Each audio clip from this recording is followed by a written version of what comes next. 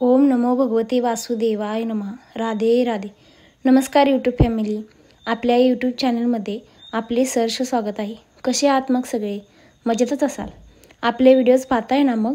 मी आज तुमच्यासाठी गजगौरी व्रत, हादगा म्हणजे भोंदला का साजरा करतात, कसा साजरा करावा, याने काय लाभ होतो व पूजाविधी पाहणार आहे. तरी व्हिडिओ पूर्ण पहा व व्हिडिओला लाईक व चॅनेलला सबस्क्राईब करा.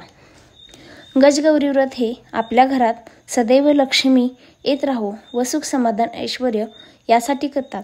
हे व्रत यावर्षी 27 सप्टेंबर 2024 रोजी वार शुक्रवारी आलेले आहे.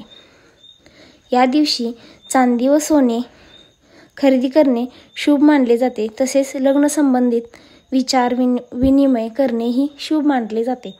या दिवशी सोने चांदी खरेदी केल्यास त्यात अधिक वाढ होते असे म्हणतात. या दिवशी चौरंगावर लाल कापड अंथरावे, त्यावर हळदीने कमळ बनवावे व त्यावर माता लक्ष्मीची मूर्ती स्थापित करावी. तिच्या शेजारी श्रीयंत्र व कलश स्थापना करावी. तिच्या शेजारी चांदीचा हत्ती किंवा मातीचा हत्ती सजवून ठेवावा व त्यांची विधिवत पूजा करावी. देवीला कमळाचे फूल, गुलाबाचे फूल, कमलगट्टा, अक्षदा आणि मिठाई पेढे व धूपदीपाने आरती करावी व महालक्ष्मी मंत्र म्हणावा. ओम महालक्ष्मी नमः हा मंत्र जप करावा व लक्ष्मी चालीसाचे पठण करावे व आरती करावी. या दिवशी दिवसभर व्रत करावे व दुसऱ्या दिवशी या व्रताचे पारणे करावे.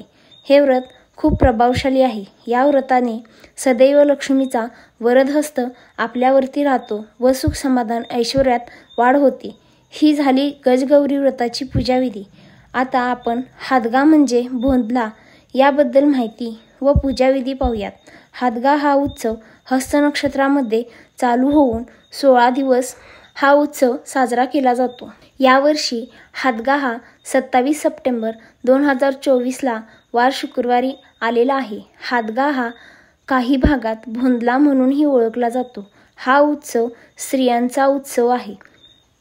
हादग्याला पहिल्या दिवशी 16 प्रकारच्या रानभाज्या, फळे, कडधान्ये व सुगी वापरून त्यांचा हार करून हादग्याच्या चित्राला म्हणजेच हत्तीला घालतात व त्याभोवती फेर धरून त्या हत्तीची पूजा करून हादग्याची पारंपरिक गाणी गातात व जिच्या घरी हादगा असेल तिची आई खिरापत करते व ती खिरापत सगळ्यांना वाटली जाते. ही खिरापत रोज वेगवेगळी असते. पहिल्या दिवशी 16 प्रकारच्या रानभाज्या, फळे यांची माळ व परत फुलांची माळ घालावी. असे 16 दिवस रोज हत्तीची पूजा करून तिच्या हादग्याभोवती फेरे घालून रोज पारंपरिक गीत गातात. हा उत्सव मोठ्या आनंदाने साजरा करतात.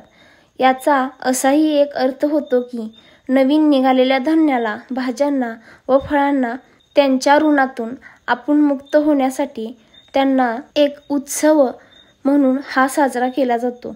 गीत गाऊन, त्यांचे पूजन करून, त्यांना खिरापत करून खाऊ खाणे हे एक प्रकारचे त्यांच्या ऋणातून त्यांना आभार प्रकट करणे ही एक पद्धत आहे.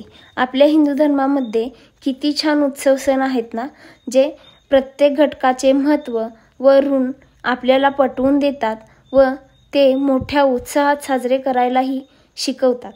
तरी व्हिडिओ आवडला असेल तर व्हिडिओला लाईक, शेअर, कमेंट व चॅनेलला सबस्क्राईब करा व बेल आयकॉनवर क्लिक करा, जेणेकरून तुम्हाला आपल्या नवीन व्हिडिओजची सर्वात आधी नोटिफिकेशन येईल. राधे राधे.